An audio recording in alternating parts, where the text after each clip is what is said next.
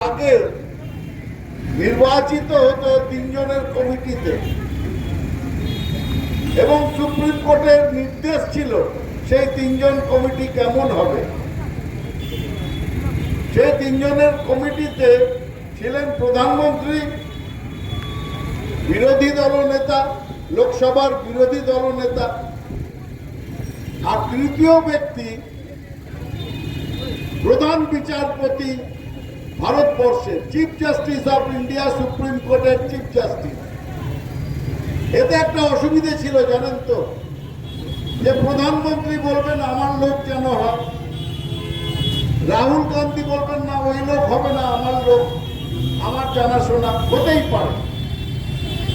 তাহলে chief justice of India, ভারতবর্ষের প্রধান বিচারপতি কাকে ভোট দেবেন সেটা তো তার মত, তিনি তো রাজনৈতিক ব্যক্তিত্ব নন।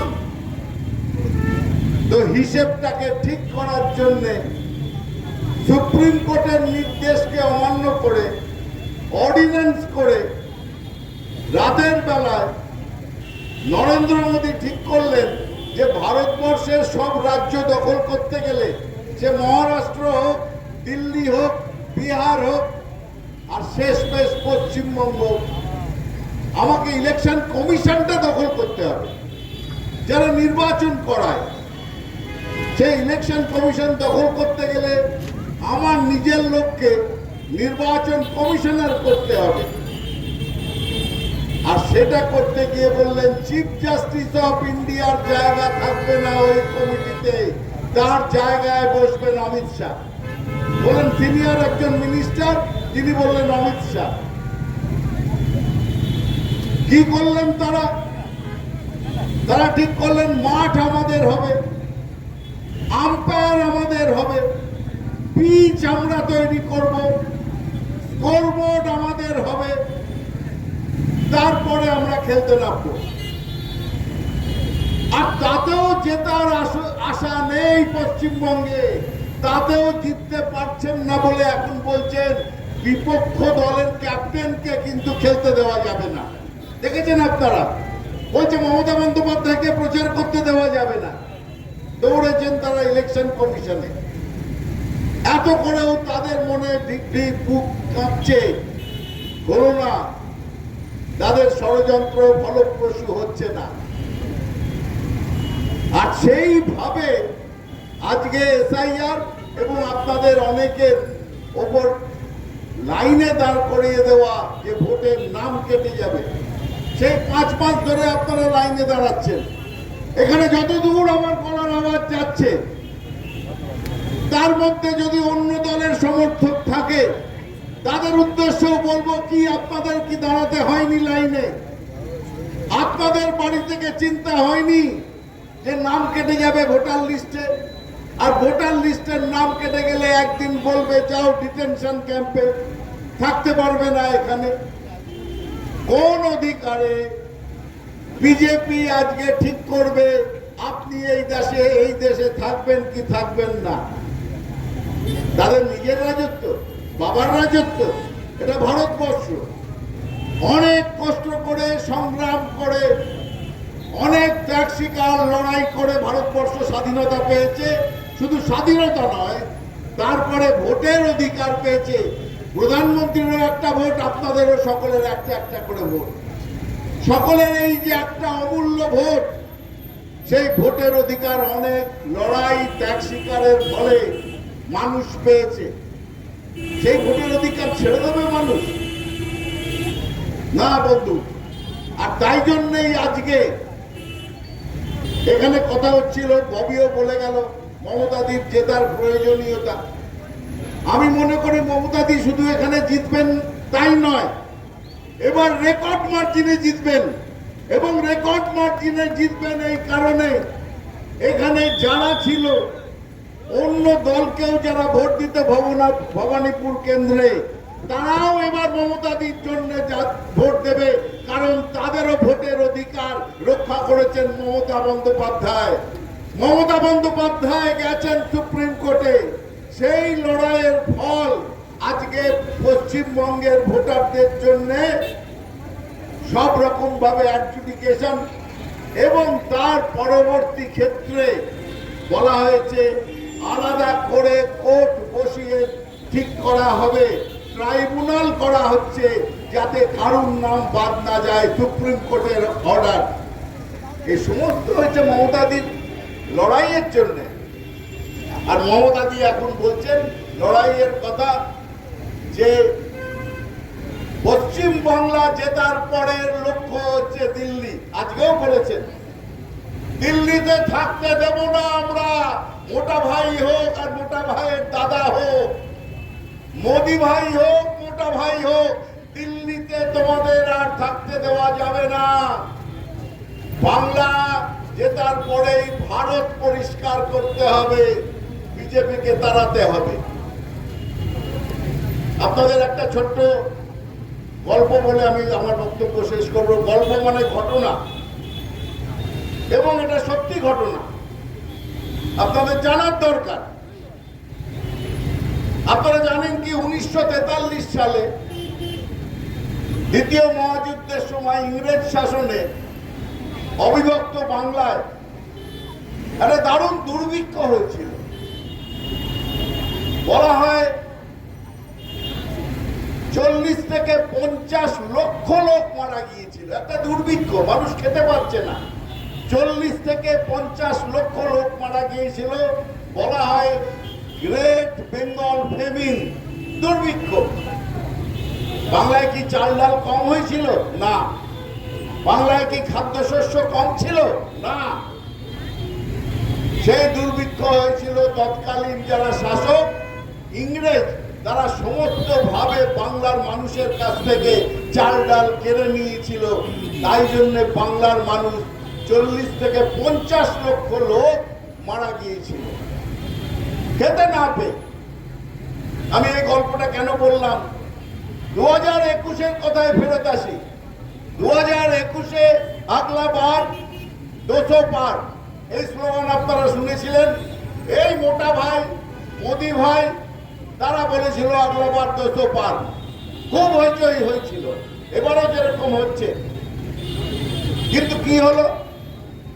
মমতাদির আপনাদের মনে আছে মেদিনীপুরে গিয়ে একটা অ্যাক্সিডেন্ট হয়ে একটা পা জখম হলো, এক পায়ে ব্যান্ডেজ প্লাস্টার, এবং মমতাদি তখন হুইল চেয়ারে করে সারা বাংলা ঘুরেছেন। সারা বাংলা মমতাদি ঘুরছেন। আজকেও যেমন 3-4টে করে মিটিং করছেন অক্লান্ত ভাবে, কিন্তু একটা পা ঠিক নেই, হুইল চেয়ার। ভোটের রেজাল্ট বেরোলো, দেখা গেল মমতাদির একটা পা খারাপ ছিল, যখন ছিল একটা পা ভালো, আর ওই ভালো পা দিয়ে ওই মোটা ভাইকে, ওই মোদি ভাইকে গুনে গুনে 213টা গোল দিয়েছেন। আর আগলাবার তারা পালিয়ে গিয়েছিল। এর পরের ঘটনা বলি। এই হেরে যাওয়ার পরে যে অপমান হলো তাদের, তারপরে এখানে যিনি আছেন, যার নাম আমাদের করতে দ্বিধা হয়, বিশ্বাসঘাতক বললে ভালো হয়, গদ্দার বললে সবাই চিনে যায়, সেই গদ্দার, এবং তার সঙ্গে ছিল পাশের রাসবিহারীতে যিনি এখন দাঁড়িয়েছেন, এবার দাঁড়িয়েছেন। কারণ ওই গদ্দারের এত নলেজ ছিল না যে 1943 সালে ব্রিটিশরা কি করেছিল। সেই গল্প শুনে ওই মোটা ভাইকে এবং মোদি ভাইকে বুদ্ধি দেওয়া হলো যে বাংলাকে সাহায্য করতে গেলে ইংরেজরা যা করেছিল আমাদের তাই করতে হবে। বিজেপি ঠিক করছে, আলোচনা করছে কি বাংলাকে না খাইয়ে মারতে হবে, বাংলাকে পেটে মারতে হবে, ভাতে মারতে হবে। বাংলাকে একটা টাকা দেওয়া চলবে না, 100 দিনের কাজের টাকা বন্ধ করবেন আপনি, বলছে এখানকার নেতারা। ওই গদ্দার বলছেন বাংলাকে 100 দিনের টাকা দেবেন না, রাস্তার টাকা দেবেন না, আবাসের টাকা দেবেন না, চিকিৎসার টাকা দেবেন না, সর্বশিক্ষা অভিযানের টাকা দেবেন না, কোনো টাকা বাংলাকে দেবেন না। বাংলার মানুষকে পেটে মেরে, ভাতে মেরে, শুকিয়ে মেরে আমরা এমন। আজকের এই সভার সঞ্চালক একটা প্রতিবাদ সভা।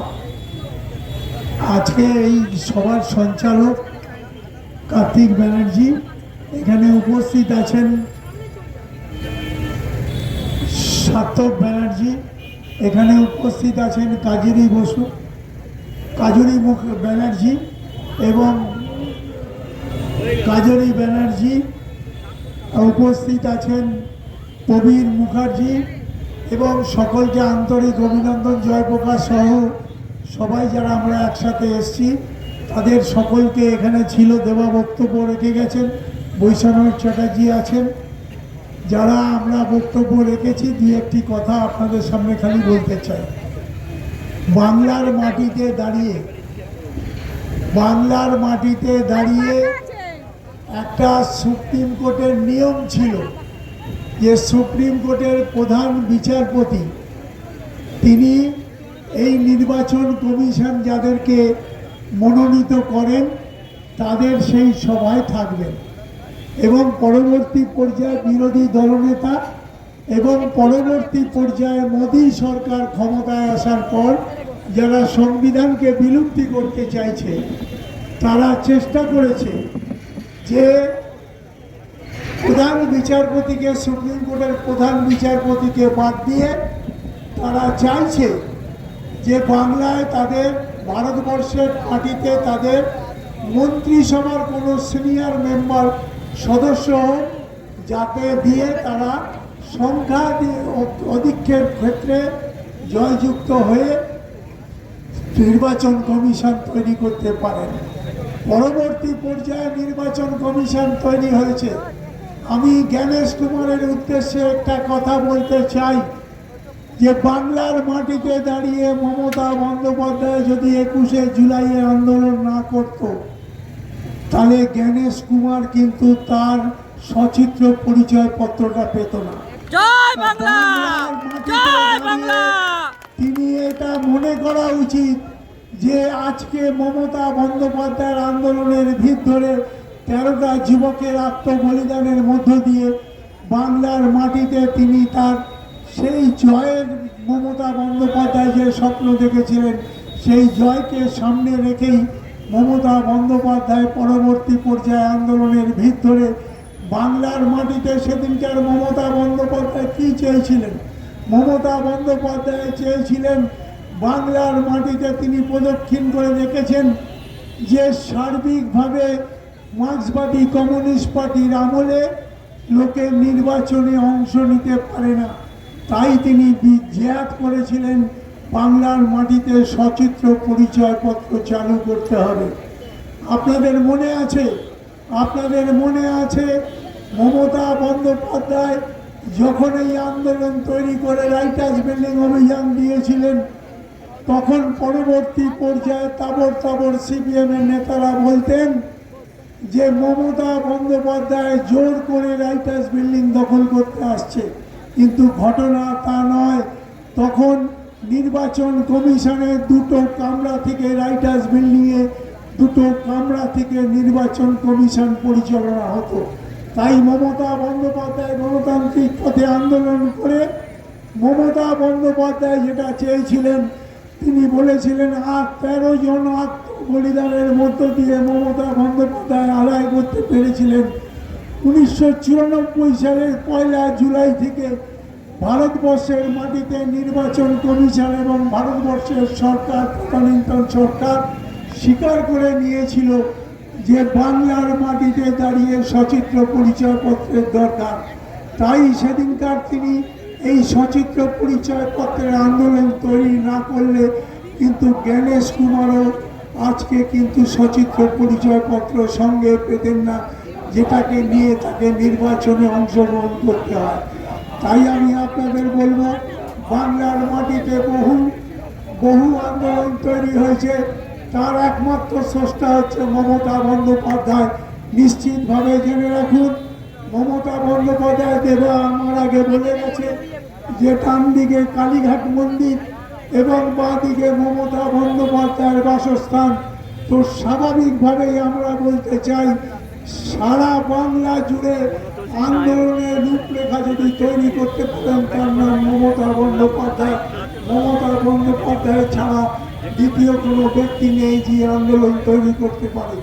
তো স্বাভাবিকভাবে বাংলার প্রতিটি মানুষের 98টা প্রকল্পের মধ্য দিয়ে মানুষকে সুযোগ দিয়েছেন, নিজের পায়ে দাঁড়াবার জন্য এবং সর্বস্তরে বেকারি দূর করে তিনি চেষ্টা করেছেন যুব সাথী প্রকল্পের মধ্য দিয়ে বাংলার মাটিকে সমৃদ্ধশালী করার জন্য।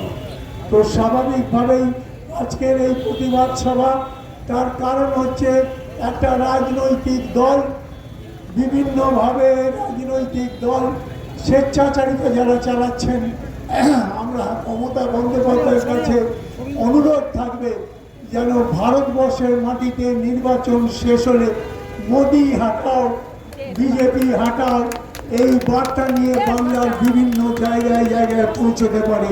এবং নিশ্চিত থাকুন, মমতা বন্দ্যোপাধ্যায় যদি তৈরি থাকে, বাংলার মানুষ তৈরি, বাংলার মানুষ নিশ্চিতভাবে সেই পদক্ষেপকে সমর্থন করবেন, এ বিষয়ে আমার দৃঢ় সঞ্চয় আছে। তো স্বাভাবিকভাবে আমি আপনাদের দীর্ঘায়িত করব না, আমি আমার বক্তব্য শেষ করছি। নমস্কার, ধন্যবাদ।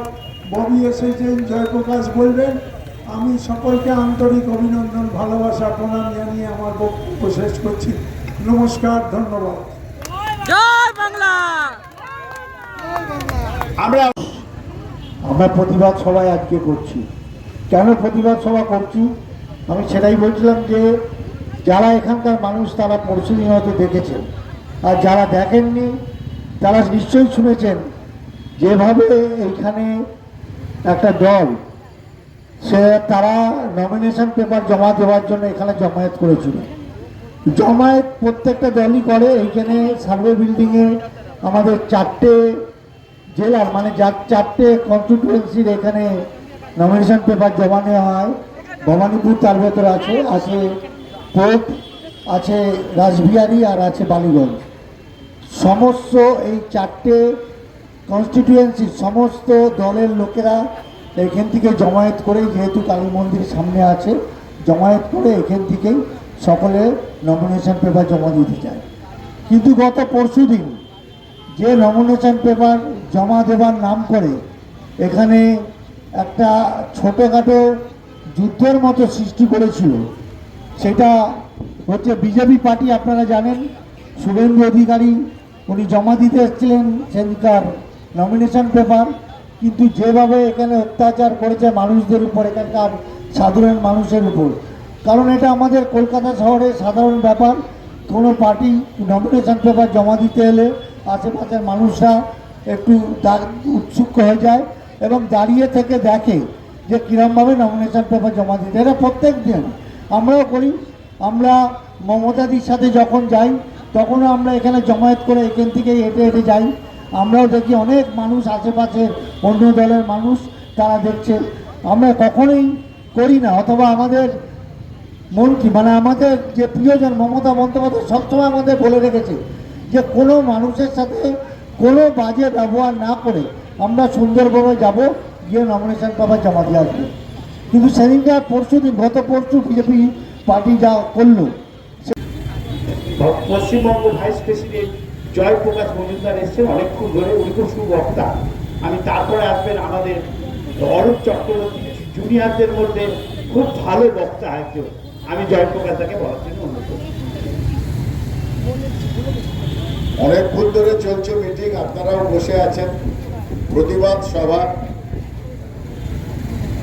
ভবানীপুরের একদম কেন্দ্রস্থলে, ভবানীপুর কনস্টিটুয়েন্সি তার কেন্দ্রস্থলে ছোট ভাই কার্তিক, তাতে দু একজন কিন্তু এ কথাও তুলেছিল বাংলার মানুষকে মেরে আমরা এখানে বাংলাকে জিততে আসবো। তাতে গদ্দারের একটা কথা আপনাদের বলে দিই, তিনি বলছেন বাংলা জিততে গেলে ইংরেজরা 40 লক্ষ 50 লক্ষ লোক মেরেছিল। 42-এর কুইট ইন্ডিয়া মুভমেন্টের পরে 43-এর বাংলার সেই দুর্ভিক্ষ। এখানে যদি 2-10 হাজার লোক মরে যায় তাহলে আমাদের কিচ্ছু যায় আসে না, এই গদ্দার বলছিল। আর তারই কারণে দেখুন বাংলার এখন 2 লক্ষ কোটি টাকার ওপর বাকি। মমতাদি বারবার বলেন গরিবের সংসার, তার মধ্যে থেকেও তিনি মহিলাদের পাশে দাঁড়াচ্ছেন, যুবর পাশে দাঁড়াচ্ছেন, মায়ের পাশে দাঁড়াচ্ছেন, ভাইয়ের পাশে আছেন, কিষানের পাশে আছেন, ক্ষেত মজুরের পাশে আছেন, চা বাগানের শ্রমিকদের পাশে আছেন। সবাইকে নিয়ে সংসার, সবাই যেন দিনের শেষে 2টো ভাত রুটি খেতে পারে। এই হচ্ছে মমতাদি। আর সেইটা কেড়ে নেওয়ার জন্য এরা ঝাঁপিয়ে পড়েছে এখানে। আবার দেখি কয়েকজন দিকে মাছ হাতে প্রচার করছে বিজেপি, কারণ সবাই বুঝে গেছে যে বিজেপি কোনোভাবে যদি এখানে আসবে না, সবাই জানে। কিন্তু একটা ভয় তো আছে যে তারা বলেছে মাছ মাংস সব বন্ধ করে দেবো, তাই বাংলায় ওদের আসার সম্ভাবনা নেই আমরা জানি। কিন্তু সেইটা বিপুল ভোটে পরাজিত করতে হবে, যেভাবে মমতাদিকে রেকর্ড ভোটে জেতাতে হবে। আজকের দিনের শপথ, মমতাজি জিতবে কি হারবে এই প্রশ্ন নয়। ভবানীপুর শক্ত ঘাঁটি আপনারাই জানেন। ভবানীপুরে মমতাদি নিশ্চিন্ত মনে আপনাদের উপর ভার দিয়ে তিনি বাংলা পরিভ্রমণে গেছেন। সব কনস্টিটিউয়েন্সিতে, সব জায়গায় যাচ্ছেন, সব বিধানসভা ক্ষেত্রে যাচ্ছেন, অবিশ্রান্ত পরিশ্রম করছেন। আর ভবানীপুরকে কাদের দায়িত্বে রেখে গেছেন? সেদিন বলেছেন ভবানীপুরের দায়িত্ব আমার মা বোনেদের হাতে, ভবানীপুরের দায়িত্ব আমার ভাইদের হাতে।